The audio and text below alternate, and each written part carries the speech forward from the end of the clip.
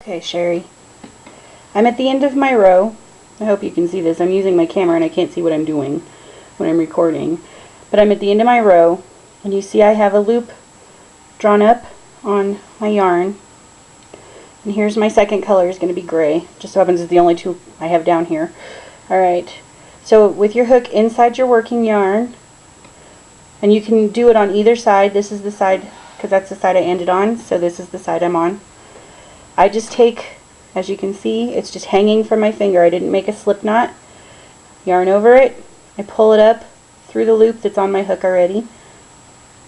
And then I pull down my working yarn, which is the pink. I'm not even doing it where you can see it. Pull it down, and now all I have is the loop from the gray. And then I just continue to double crochet across like normal. And I work my tail in to the yarn, or into my stitch, so I don't have to weave that in later. This one you weave in later.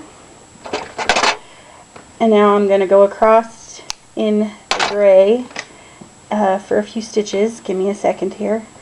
And then I will change back to the pink so you can see how to do it inside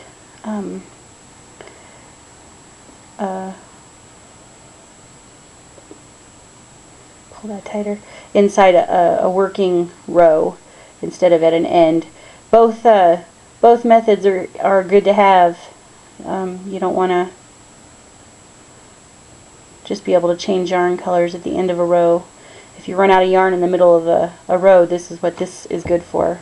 I just lost my yarn, my yarn ball. Okay, I have one stitch. I'm going to change my yarn color right now. I have one stitch, and I have one loop, and if you can see this, I'm going to yarn over and I'm going to insert like I'm doing a double crochet, and I have my 3 loops on my hook. I yarn over, pull through 2, and I have 2 loops on my hook. Now I do the same thing. My new yarn is just hanging. It's not slip stitched or slip knotted, sorry. And I let that tail hang for this part of the stitch. You can also do it like this. I'll hold it and then I just pull it. So like a normal.